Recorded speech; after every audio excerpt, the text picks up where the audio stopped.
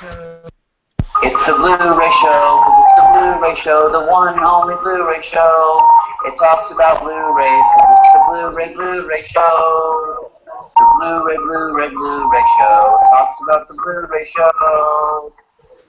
Wanna take a ride through the cosmic trip of a lifetime, journey to the center of your mind, expanding out into the universe of all it is? Well, draw the shades, turn off the lights, put the kids to bed, bring in the dog, put out the cat, or bring in the cat and put out the dog, or bring them both in, and relax and let go, babies. Bridget Rau and Shamanka Natalie Alaya take you on a spiritual trip that you'll never forget. And here is Bodacious, Bridget Rau. Take it away, Bridget. Good morning, good evening, and good afternoon to wherever you are in this ever-expanding now moment. Welcome to the Pleiadian Blue Ray Show with your host, Bridget Rau, Natalie Alaya. Hello. And today we have a special guest, Brien Foerster. He's coming on. He is an author and anthropologist who has studied the elongated skulls of Paracas. He's been to the ancient sites in Peru, Egypt, and he has a focus on ancient lost technology. How are you today, Brien? Wonderful, thank you. How are you? I'm very good. So I know you have a lot of information. I don't know if you want to just start off with how you got interested and a little bit about your travels and your studies. You want to share that with us? Sure. Well, I've always had a fascination with ancient enigmas, like the Sphinx, for example, in Egypt, etc., since I was a very small child. And when most people grow up, they tend to lose their childhood curiosity, but I never allowed that to happen.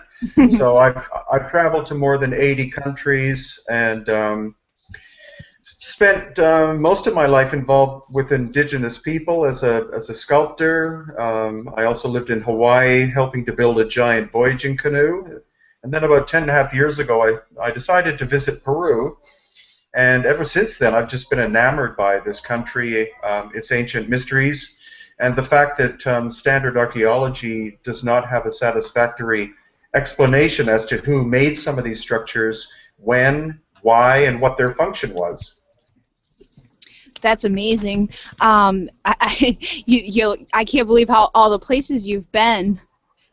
Do you want to share a little bit about your journeys in Peru? Is that where you found the skulls?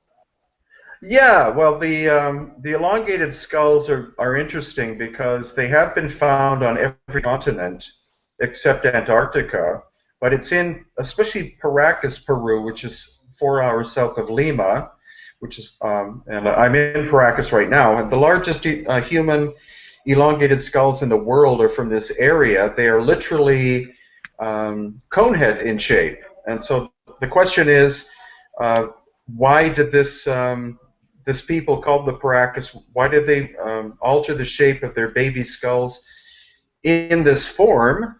Where does it originate from? What was its function?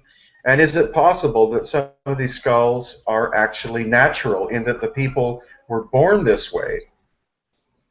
Right, and I've seen a lot of like information about these on documentaries and stuff like that, and they always say that they were made by the people with boards and by wrapping them and whatnot. But I always had that feeling, that underlying feeling, that it wasn't necessarily done that way.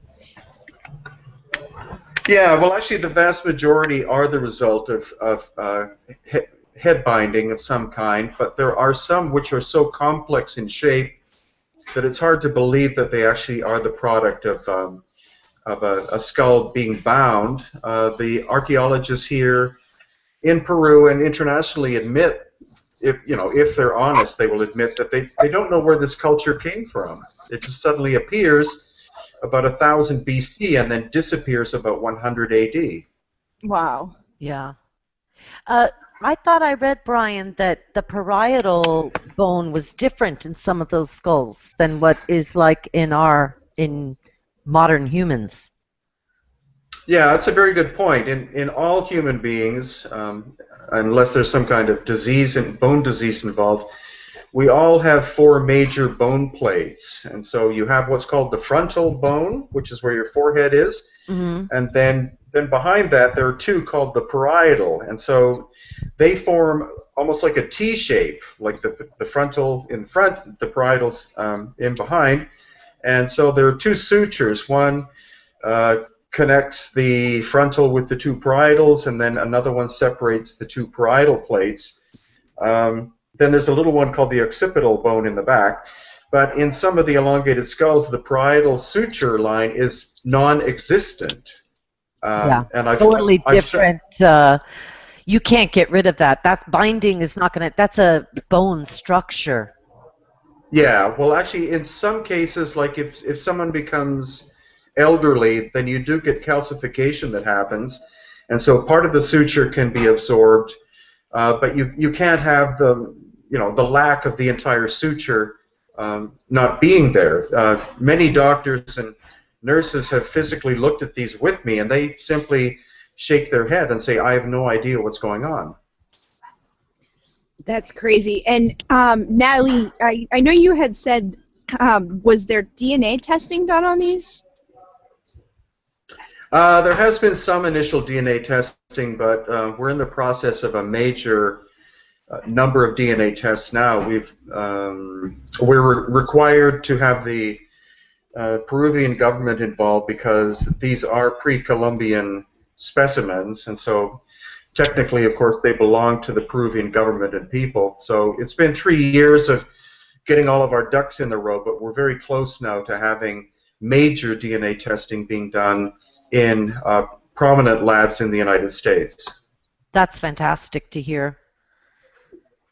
I thought I read there were some sequences made available, and they were saying that they're not ones that are found in human DNA. There were some sequences.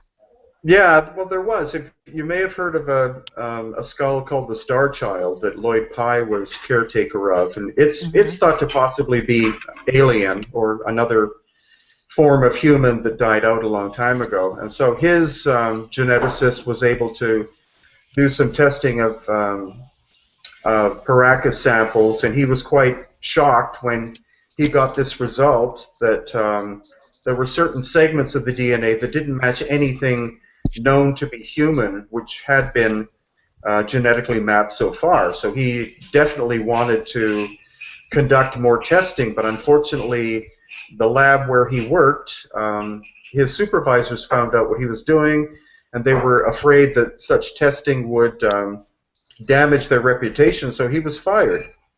Oh my God. Yeah, that's terrible. No, there is a big stigma with scientists and stuff like that, and who, let's say, don't believe in the mainstream thought process. You get ridiculed. You get I don't work in that field anymore for basically those type of reasons. It was just such baloney. Yeah, they ruin their careers. Even the archaeologists who find stuff and will date it appropriately, I find that they go after them too. Well, definitely, and actually, I too come from a scientific background, and I quit after my bachelor's degree because I was kind of being told, now you're in the club and this is the way it works. And for example, I studied 4 years of Darwinian evolutionary biology, and at one point I asked one of the professors, what if I have a problem with a few, some of the aspects of Darwinian evolution, and he simply said, you won't have a career. Yeah. Goodbye. Yeah, point blank. Yeah, I tortured myself by doing my PhD, and the whole process was almost really soul-destroying. And the way the data was hidden, or you can't talk about that, or, well, you're not going to show that. And it just made me lose a lot of hope, and that science was for to learn. It wasn't. It's just to get a drug or to get the person famous or make money. Yeah, well, and that's that's the fallacy that the general public think. They think that all scientists are there, to expand our knowledge and And that move they us have into the morals. future. Yeah, and that they have morals and ethics, and they find out that, well, if I don't toe the line, then I lose my job and lose my house, and so I better just shut up. And I can't understand how people can live that way. I would rather quit than be put under that kind of pressure on a daily basis. I'm there with you, Brien. It's why Thank I you. got out. It's why I got out. But there's stuff like I see stuff too, because I would learn stuff in the PhD, and it's only during my doing my PhD, and it's only common knowledge like 20 years later. A lot of the stuff, there is stuff being found, but it's not percolating out. It's like kept, and that's another frustrating part, and I totally believe in transparency and that all experiments and research should be put on the net and open for everyone to look at, and then people know who discovered who. It's there on the internet. Exactly. And no one's going to steal something that's already open.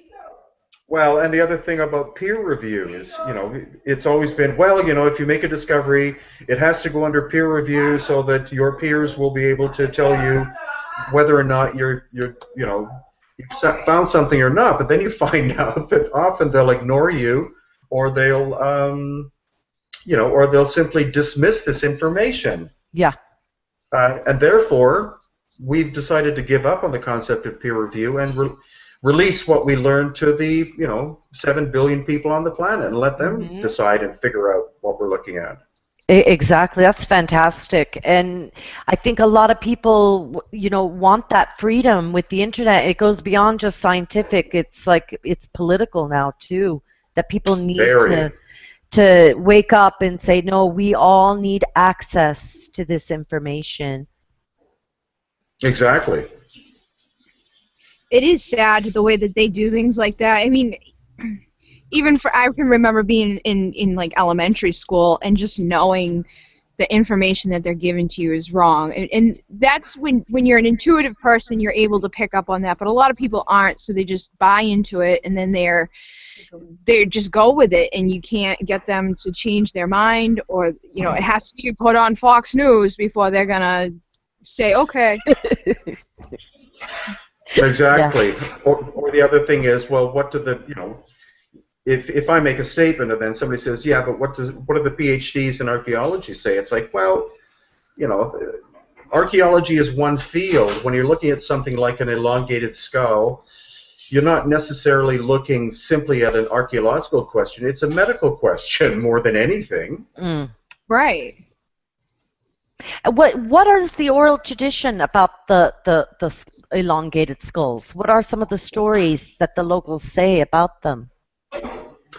Well, one problem with the Paracas people is that, again, they mysteriously appear on the coast of Peru 1000 BC, from where it's not known, and then by 100 AD they were exterminated by another people, and so there is no oral tradition of them. But if you go to the highlands of Peru, such as the city of Cusco, which was the seat of the great Inca people, then there are people who still carry the oral tradition. One of them is our mutual friend Wilco, and Wilco states that in the distant past there were visitors off-planet who came and interbred with people in that area, and he says it with a very straight face. He's not trying to sensationalize anything. So it's not, the basic answers are it was a race of people who were like a relatively small population who became absorbed into a more so-called normal Homo sapiens sapiens group, and therefore their characteristics disappeared, or that there could have been off-planet something going on as well. But also, what I'm beginning to learn more and more is that we, as in Homo sapiens sapiens, are the most destructive species on the planet, and so there could have been many subgroups of humans that existed in the past, but did not have the capability of being so warlike and destructive that they were simply, wiped out by the dominant cultures that moved in. Like the Denisovians. Yeah, exactly. You're going to find more and more of these small, and maybe at one time, a long time ago, yes, they were more prevalent, and I believe they were really hardy travelers. I think like we seem to have in this modern day that, oh, how did they cross the ocean? It isn't as hard as people, make it out, and I think these people did travel far distances, but yeah, they got wiped out or assimilated. Yeah, very much so. Very much so, and I've been a sailor for most of my life, so I can study the winds and currents of the oceans, and you can see, and there is oral tradition and documentation of people long before the Vikings traveling vast distances using the natural phenomenon like the stars, the wind, the currents, the sun, the clouds, etc. Well, honestly, they had a better understanding then than we did for a long time now. I mean, we're just getting the technology and things together now for some of the information and knowledge that the ancient civilizations held about astronomy and how to travel and move. I actually heard stories about Egypt, about they had people who would travel to Egypt by boat to trade or to I can't remember which king or queen it was, but they would say that they were bringing like exotic animals there from other places to trade with them. And I totally don't see that being like far-fetched story. Like, why isn't it possible that they could be on a boat doing things that we're doing now? I mean, it's just you make the boat and the water you go. Like, well, definitely, and also you see depictions on the walls in Egypt of massive ships that were not made for the Nile. The Nile is actually it's a long river, but it's very narrow, and what you see. Also, in even the models that are made, or that were made in ancient Egypt, that those were ocean-going vessels. They were not made for something as as cuddly as the Nile. They had a very high prow, a very high aft area, massive sails, and again, as you pointed out, where did all of these exotic materials come from? Like, where did all of their gold come from? Where did the all sorts of different products that are found in different parts of the world come from if they didn't come via the great oceans? Exactly. And that's the thing, if you use your mind to look at this stuff, I mean, the things that they were coming up with back then, it's just theories. And whoever's theory is the best theory is what they put in the book, and they say, okay, we're going to go with that and believe it. But if you use your mind to think about the stuff that's around it, it's like, okay, that theory doesn't really fit. So let's update it. Yeah, exactly. And another problem in archaeology, for example, is that they tend to confer with each other, but they don't bring in other disciplines like engineers and geologists and stuff. And when people like that have been able to come in, for example, Robert Schoch, the geologist, has been able to prove beyond a doubt that the Great Sphinx, the erosion on the Sphinx, was done by water. And that could only have occurred at least 10,000 years ago, which is before the Egyptians ever existed, as well as the Great Pyramid. You have 2.3 million multi-ton blocks, and when we take engineers to Egypt and ask them, how do you think this was done, they said, well, it certainly wasn't by the dynastic Egyptians, because it would be very difficult for us to do that with sky cranes and diamond cutting saws and everything today. Right, and I've actually thought that about the water. I feel like they were used as like a power source of some sort. The water would run through them underneath, but I have no idea. That's just my own theory. No, that's brilliant, because that is now the predominant so-called alternative theory. No, actually. And the story is that 12,000 plus years ago, the Nile was actually further to the west, and it was a much bigger river. And so whoever the ancient builders were, they tapped into that water source, and they built these tunnels that went from the Nile to and under the Giza Plateau, and it was the flowing of that water that created a certain vibration or vibrations, and that was amplified in the pyramids themselves. So I've been underground at Giza, 3 levels down, and I've been in this tunnel. I've been in this tunnel system, which goes several stories farther. So very, very good point. Supposedly that's what the pyramids were. They were energy-producing structures. They were not the tombs of kings. No, not the tombs of kings. And same with, I saw that I was born in Lebanon, Brian, and I've been to Baalbek. Yeah, my dad is a mixed Lebanese, and my mom is Irish. I'm a real mutt. But I've been to Baalbek, and that place, I remember I went there as a kid. Now, I'm an empath, and I consider myself a starseed. I went out of my body when I went to Baalbek, and I remember just being like really kind of amazed, and I almost couldn't talk when I was there. Yeah. This was years ago. This was like in '68 or something like that. It was before the 6-Day War. Wow. Well, it's a very odd, it's fascinating, but it's an odd place because it's an odd energy. Very. And if you take into consideration as well that when you drive from Beirut to get to the Bekaa Valley to find Baalbek, on your right-hand side is Mount Hermon, which according to the Bible is where the fallen angels landed on Earth. Yeah. So it's very, it's a very esoteric. Feels alien there. That's what I remember. It does. It does. And also our guide kept insisting that the Romans built it, and there are 1,500-ton blocks there. Yeah. So when I asked her, I said, well, how do the Romans cut and move the blocks, or why? And she said, well, because the Romans wanted to impress the locals by building something big like that. It's like, if that isn't illogical, I don't know what is. Totally illogical. Doesn't make any sense. It's funny that part. Sorry, go on. What he's saying about the ancient the Bible story where the Nephilim come down and all that. It sounds similar to what he was saying earlier in Peru, with the story of these people came down and interbred. It's like you find this all over the world. This similar story of other beings coming here and breeding with the people that were here.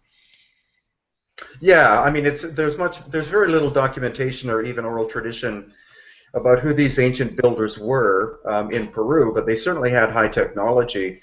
What's intriguing, and I'm not that much into biblical studies, but if you get into the story of the Nephilim, it's quite intriguing that these hybrid beings appear, and then they lust after the women of Earth, and the only way they're able to access the women is by trading something, and they traded technology with man. Yeah, that's interesting. So it is. It's like, whoa. Well, that's how we built the pyramid. We pimped out our kids to get some pyramids. Well, we've talked about this before, Bridget, but a lot of the locals around about the megalithic sites in England and Ireland, they say that they were sung. And I think that's, again, a poetic way of saying they use sound technology. Right. Exactly. They said stones were sung into place. And that's the only way, scientifically, luckily we've had some, some engineers come with us who can think out of the box, because you have to. Like, there are examples of things that are in Peru and Bolivia and to some degree Egypt that are beyond 21st century technology. And so when you get these guys who are smart but also will speak freely, they say the only way that, that you could properly move these massive stones, whether it's in England or Ireland or Egypt or Peru or whatever, is to be able to somehow reduce gravity to the point where this hard stone becomes almost styrofoam, and that is using vibrational technology of some kind.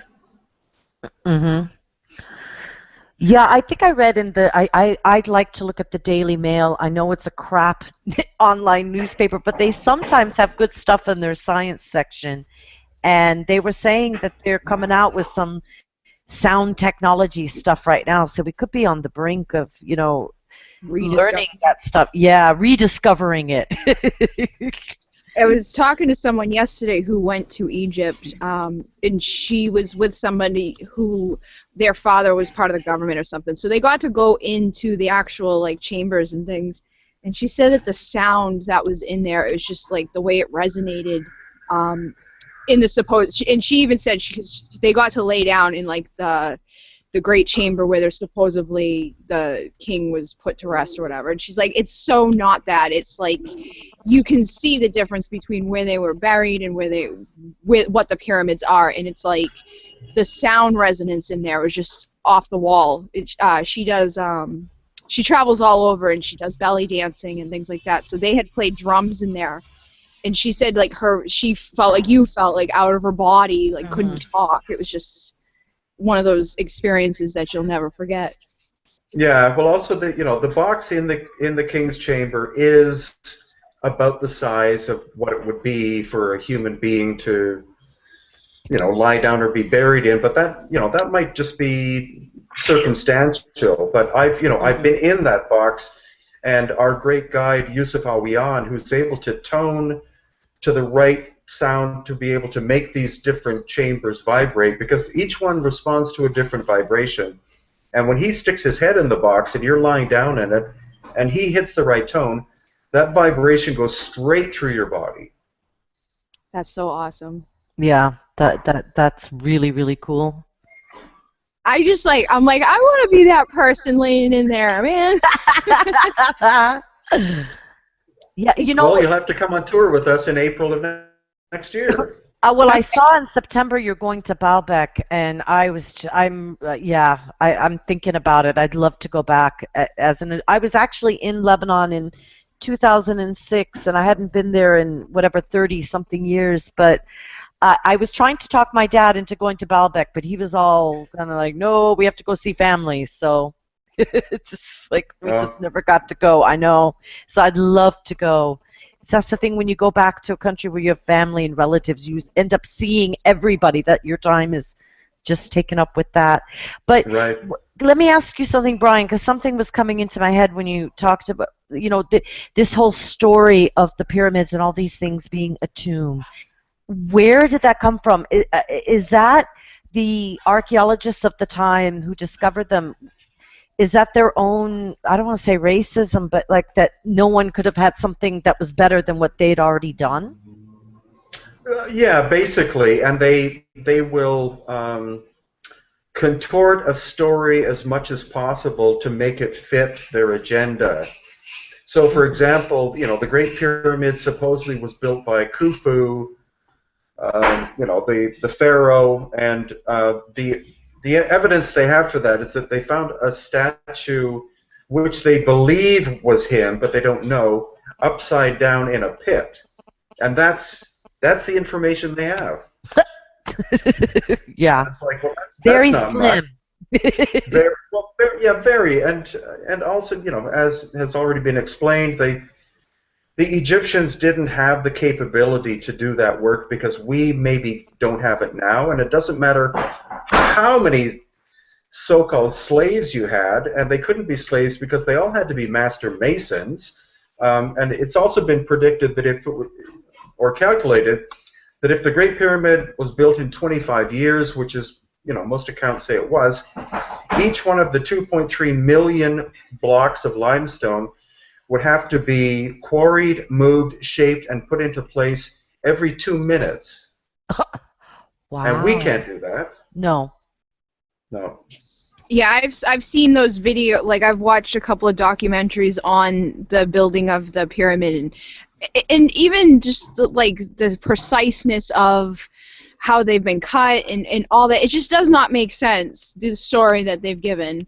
And the more information that you learn about the pyramids and the way that they were put together and where they are in the world and how they line so with this and that, it's mind-blowing to think.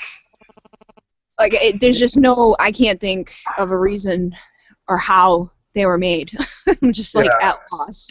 Yeah, what kind of technology do you think they used to make those sharp corners? I know you, what was it? It wasn't any metal.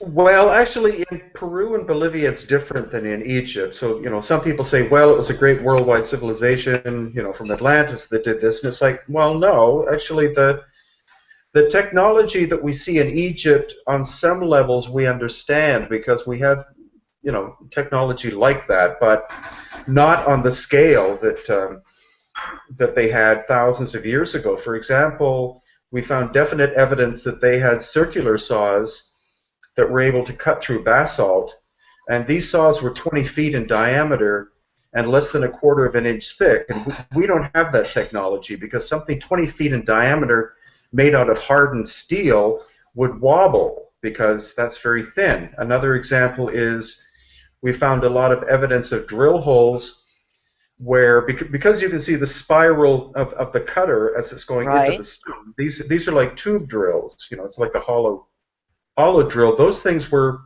able to penetrate the stone 2 millimeters every revolution, and that would mean that whatever that drill was able to penetrate an inch of stone in 12 revolutions, which is 500 times more efficient than what we have today. But in Peru, it gets weird because the polygonal walls that you look at, where every stone's a different shape and size, it honestly looks like they were able to soften the stone somehow and make it the consistency of toffee, and then just kind of squish these things together, which is beyond our technology. To liquefy the stone is what you're trying to say. They were able, maybe again through sound technology, to rearrange the lattice of the chemical, or of the structure of the atoms of whatever is in the stone. Yeah, that's right. But it's through resonance. It's softening the stone, but not softening it to the consistency of concrete. It's just, my latest analogy is toffee, so that it's still stone, but it's malleable. But you'd also have to be able to do that without heating it, because nobody could come close to the stone if it was partially molten. So another point is that most of the stone is high in quartz content, and of course we know quartz is very conducive to electrical and other forms of energy, and whoever these ancient builders were insisted that the stone be of that composition. It had to contain quartz content, and possibly the reason is so that they could manipulate it utilizing sound or other kinds of vibration. Yeah, that's really interesting. I do remember at Machu. Did you say Picchu? Picchu, yeah. Picchu, they were saying that it was like, they said it was a crystal city, and that most of the mountain underneath has high quartz crystal content. Yeah, the entire mountain range of that area, starting from when you're in the train, about the 45-minute mark, as you drive 45 more minutes in the train towards Machu Picchu, all of those mountains are white quartz granite. Yeah. Granite. Yeah, it like when I was there now, I had quite a spiritual experience where I could hear singing too while I was there, and he was saying, the guide, that those are the crystal beings. Oh, wow. Yeah, that I was hearing in the mountain. That's when he told me that, yeah. And it was like, it wasn't really human. I don't know if I want to say singing or like a buzzing sound. Uh-huh. Yeah, that I could hear. So, and at first I thought there were people somewhere singing or playing some instruments or something, but they weren't. Yeah, quartz is fascinating, and like me and Bridget would work with crystals and stuff like that. It's an all-arounder, quartz. It can literally do anything. It can remove energy. You can use it to like energize a room. It has really good properties. Yeah, they say that it vibrates at a frequency too, where it's not really solid. It's not. I don't know exact wording of how they put it, but the way that quartz crystal is just, it's odd. It is. Well, yeah, and they are they are working now with the next generations of computers where it's no longer a chip or whatever, but they're attempting to store information into pure quartz itself, which is, if you remember the movie Superman with what's her name, Reeves, and he goes to the North Pole and he has this one green crystal, and then this whole city forms, around it. I think that's channeled information, because that scene by itself just blew me away. That it is possible. There are levels, obviously, there are levels of technology way beyond what we comprehend. An iPad to me is very fascinating, but it seems that it seems that there were people or races or whatever in the distant past that were of a much higher level of sophistication than what we have. And you think there were waves of them? Is that what you're saying, coming at different times, maybe in different places? Well, there are a lot, like if you talk to indigenous people in general, they speak of time in terms of cycles. And so they say that, in their people or whoever, that, in the past, a civilization would rise and then for some reason would crash and then have to rise again and crash. And that quite often these cycles are every 13,000 years, which interestingly does relate to the timeline of Atlantis. But that it's a natural thing that civilization will reach a peak and then more or less destroy itself, or sometimes be destroyed by outside forces and then have to rebuild. And excuse me, but then all of that knowledge that they had was basically lost.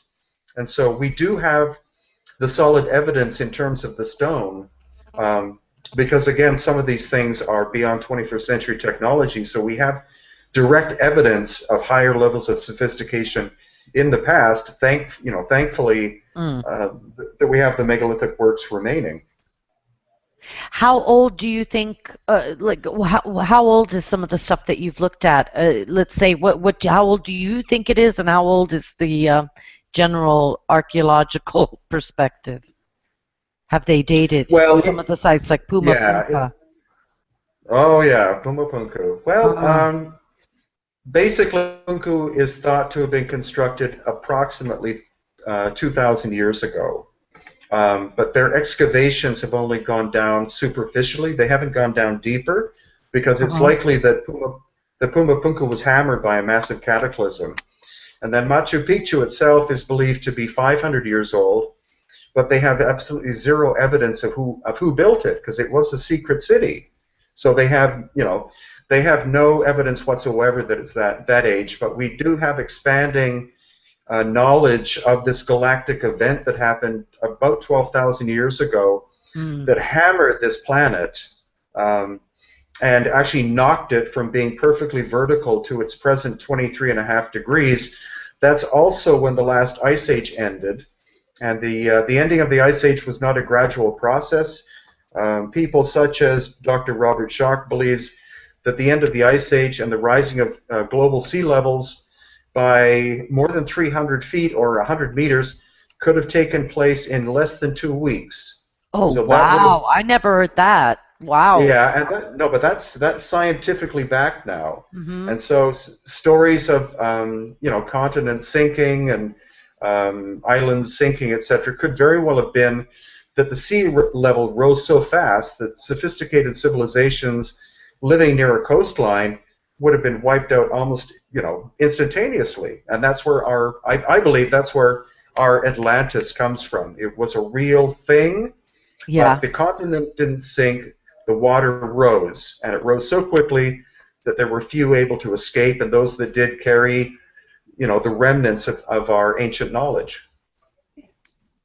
That makes sense too, though.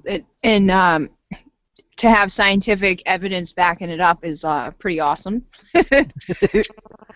to say the least. Because now it's like, oh, okay, at least it's getting out there. Because I didn't hear that either, but it does make sense. And for them to say like it sank in a day and a night or whatever, that's how they would perceive it. Yeah, and also geologists break out laughing, and that's why they've been able to poo-poo the whole Atlantis thing, is they say continents don't sink. But if you say, yeah, but what if the water rose? Then it's like, oh, Yeah, you've Right. stumped them. You just have to word it differently for them. You do, and that's the best way to counter. You know, if they attack, then you counterattack with logic, and then they have to deal with it. Well, they have to think instead of just robotically repeating something. Exactly. That's Yeah, I think unfortunately a lot of people in this world don't think. They just repeat facts that they've heard. Yeah. Oh, they do, and that's such a it's such a frustration. But we're seeing more and more of that, and that's why this this renaissance of humanity is starting to wake up now, because thanks to stuff like the internet, we're able to access information that was kept closed to us because we're not a member of the little echelon group. But now it doesn't matter. A housewife in Alabama can access anything she wants and think about it and say, wait a second, or some guy with a cell phone in somewhere who's able to access the internet and is a thinking person is able to go, wait a second, our history has been controlled by a small number of people, and it's not a conspiracy theory, it's a fact. Yeah. It's so true, and it has been. It's just it's so much. The more information you dive into, I mean, I spent years in my basement on YouTube, and it's funny because I'll say to people like, I don't want to sell people that, like, is where I got my information from, because they're gonna be like, oh, YouTube, but I learned so much more on my own by watching videos and things that and they're not videos of just like any Joe Schmo. I mean, these are people who are making, like you are, like, they've got a PhD, they were archaeologists or whatever. They're trying to share this information with people, and it's not out there for the mainstream. So it is awesome to have this available to us. I feel like I've learned more. I think it's opened our eyes to different possibilities. But it's a good opportunity for us to now kind of like take that power back and realize like what you have been told is not necessarily the truth. Wake up. And what do you think that caused the cataclysm? I know they're saying now that they don't think it was volcanoes exploding. At least that's what I read recently. No, it was actually there are 4 different theories that actually match each other. Okay. And it was a galactic event. There's one theory by Paul de la Violette, who's a genius American physicist, who believes that the center of our galaxy is not a black hole, it's a pulsar.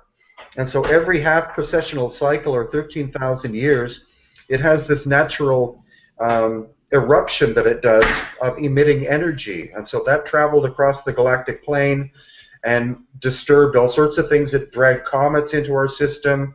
It created the asteroid belt. It turned the planet Uranus on its side. It whacked us by 23.5 degrees. That's one theory. Another theory of Robert Schoch is that the sun itself has plasma flares, and we almost got hit by one a couple of years ago.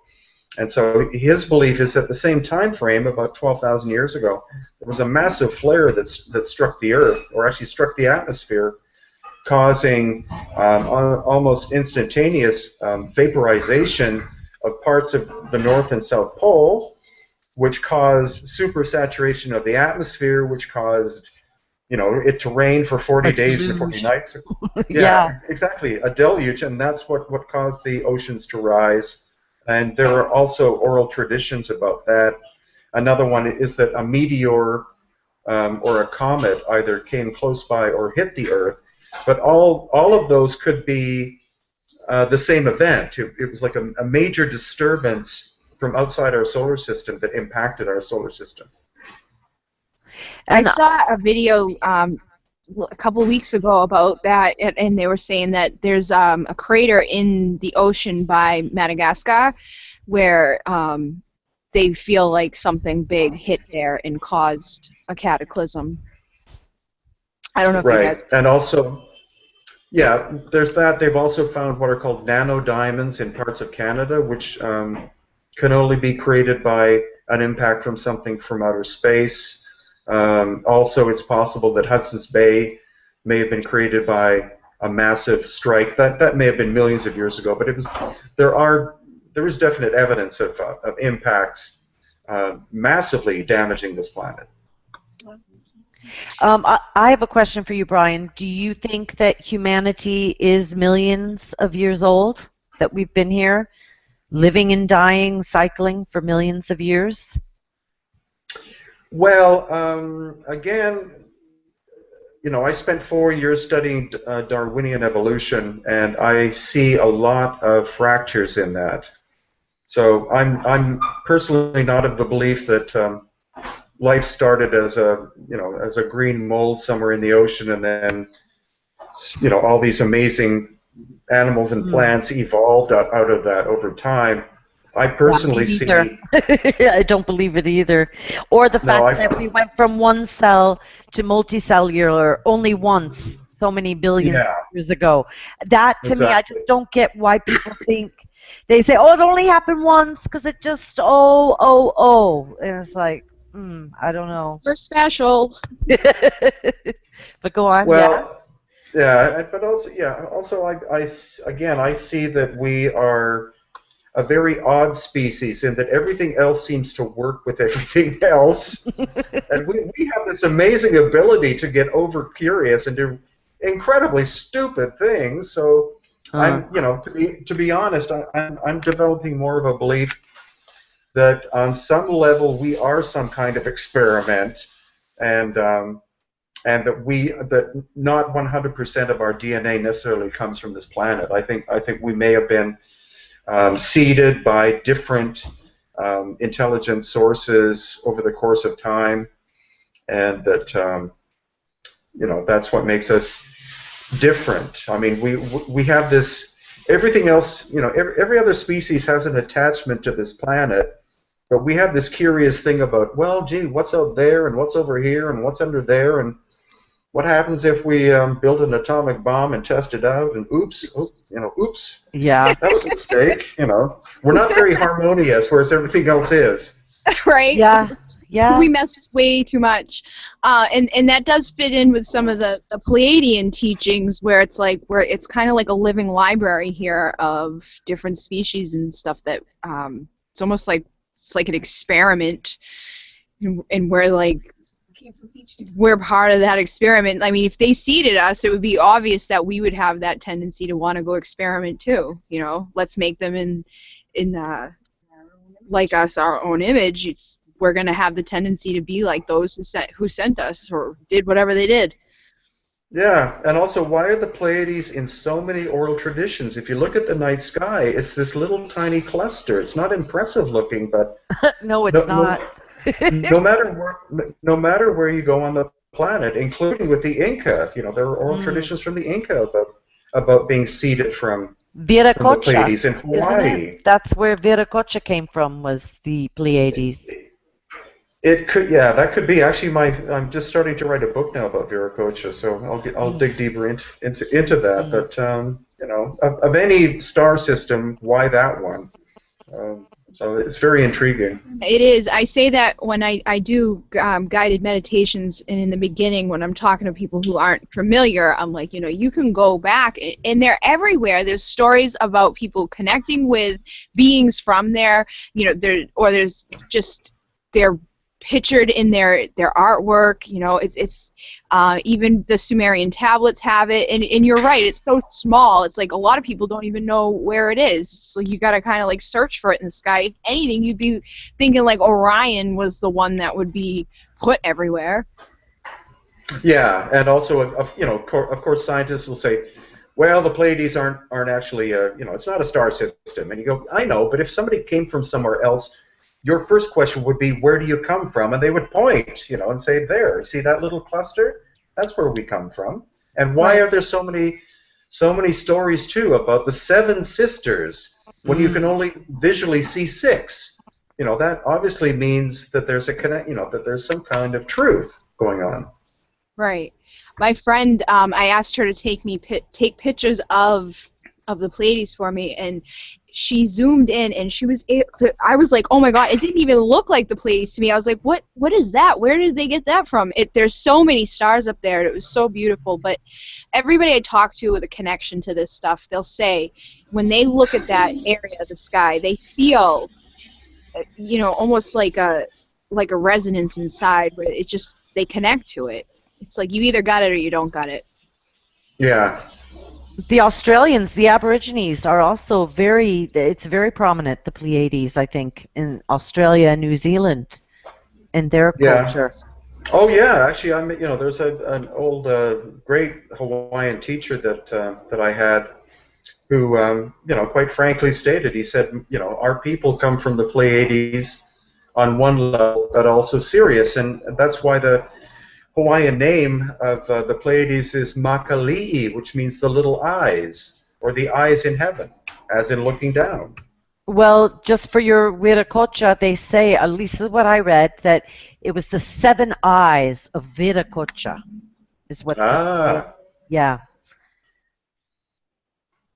So the same symbol, and the eyes are always the seat of the soul, right? Right. So maybe our soul, there are some Pleiadian channelers, I think you talked about that, Bridget, that say a lot of souls come into this plane of existence through the Pleiades. Right. Yeah, and they do. And there's a connection with Sirius, too. I've had a lot of that coming up lately, Ian Arcturus, Lyra. But I think, if you go back into the galactic history of stuff, which is stuff we can't prove because we can't go there, we can't look at it, but, they say that there was wars and things like that where we were kind of like, they were interbreeded with each other there, so why wouldn't we be included in all that? Right. And also, the genius of the movies, at least the first one, Star Wars, is where George Lucas, who had access to very interesting information, rather than setting the story in the future, he held it in the past. Right. Which I thought was brilliant. You go, what? It's supposed to be the future. No, Yeah. It happened before. It's like, oh my God. Uh-huh. I can't wait for the new Star Wars movie. I know. I'm looking forward to that. So there was something else I wanted. Are you going to do the go to Egypt?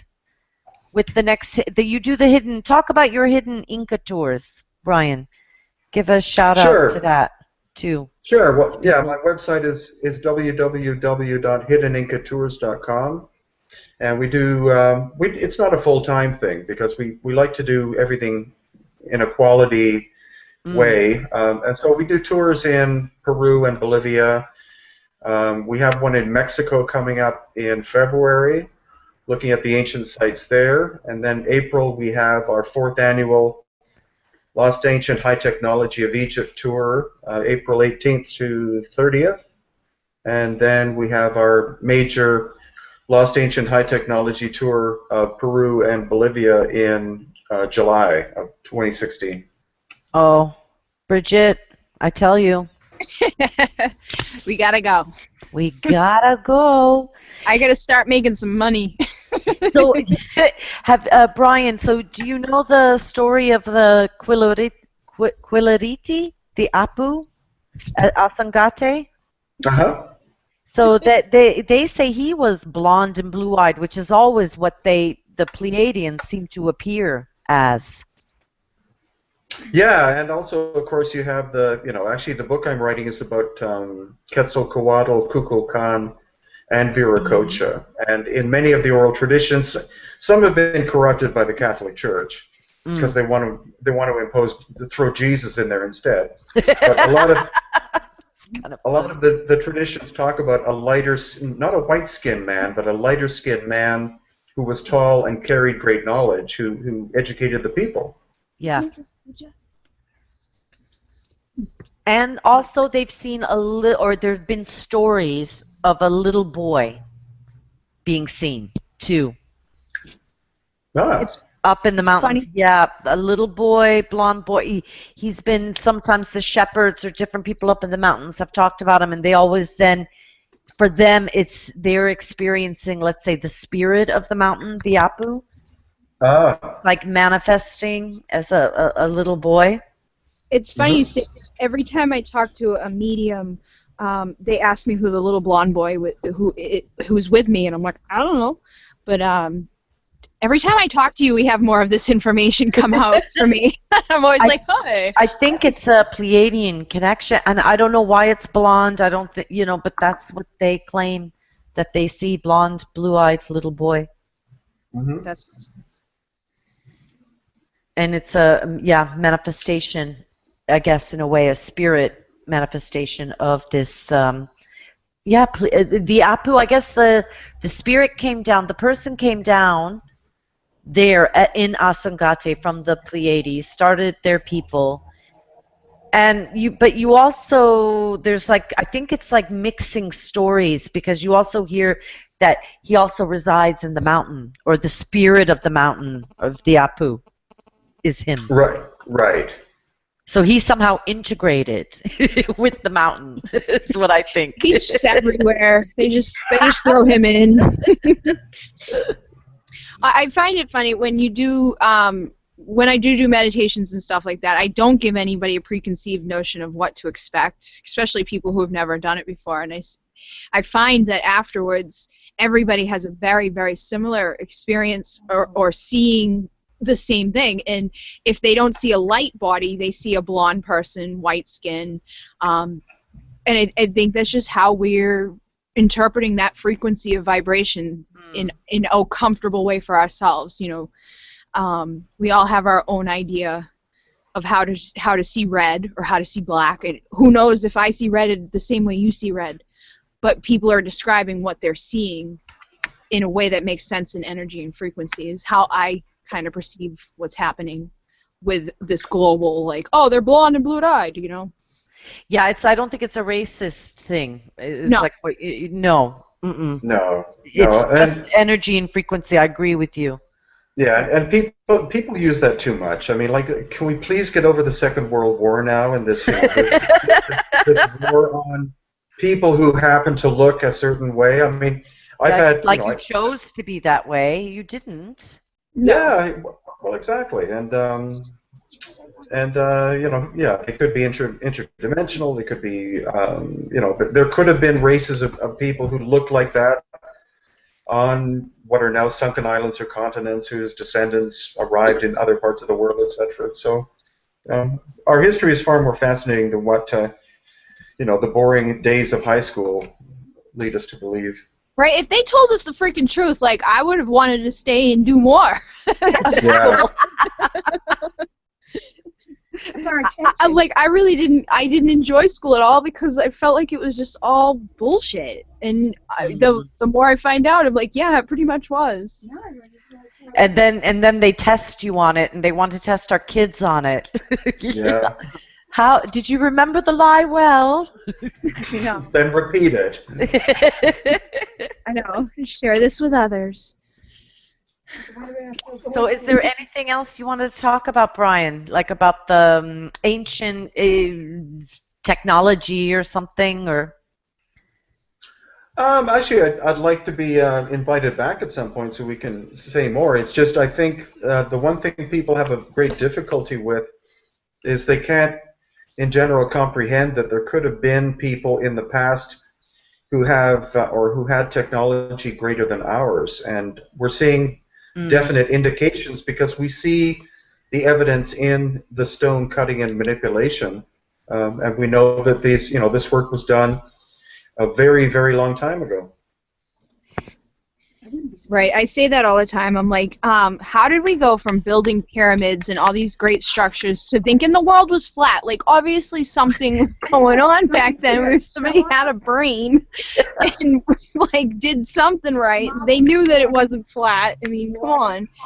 Even the Sumerian tablets and stuff like that, you look at, they knew about the pyramids. They said that this was the 7th planet because they came from out to in. It's obvious to me that there was far greater knowledge, technology, superior information going on back then, and something happened and we forgot it. Yeah, and also how did the Egyptians in almost the beginning of their civilization create the pyramids of Giza, and then afterwards they go downhill. That doesn't make sense at all. Right. That's what really blows my mind. And I think that's why people like us, we get fascinated and we're like, we got to know more, and then we dig and we dig and we dig until we find some more answers that make sense. And it's people like you who are making a difference in the world for all of us, because you're out there doing it, and I want to thank you for doing it. Thank you. My pleasure. And we'll definitely have you back on, Brien. We'll have more talks. And hopefully, I'd love to have, we'll talk more about having something with Wilco, too. Oh, you bet. Yeah, and I was definitely would love to have you on and him on and whoever wants to come on. If they've got awesome information to share like this, we want to share it with the world. So, Natalie, actually, Brien, do you want to let people know where they can find you? And I know you're an author. If you want to let us know what you have out there available for information. Sure. Well, my brand new website that's only been up for a couple of weeks, but it's very interactive and very mobile friendly, is www.hiddenincatours.com. And through that, people can read articles that I've written or interviews I've had, all the books that I've written, my 800 YouTube videos, or sign up to come on a tour with us as well. That's awesome.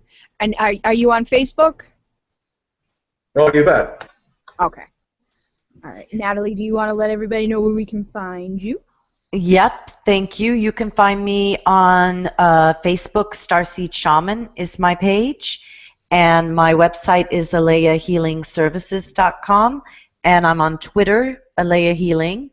And people can contact me for healing, readings, shamanic stuff, the Munaki. And we also have, me and Bridget have the Pleiadian Blue Ray Show page, and Pleiadian, we are part of the Pleiadian Express Productions team, supporting Starseeds. Okay. And my name is Bridget Rau. You can find me on Facebook. My website is www.becreativelyu.com. I have a few pages on Facebook, Divine Essentials, New Paradigm Healing. Again, we're part of the Pleiadian Express Productions, trying to support other starseeds out there who want to promote themselves. If you're interested in being on a show, if you've got any information you want to share with us, you can contact myself, Natalie Alaya, or Larry Locken, and we'd love to interview you. Thank you so much, Brien. Thank you so much, Natalie. This was awesome, and I definitely want to do it again. My pleasure. Thank you, Brien. All the best.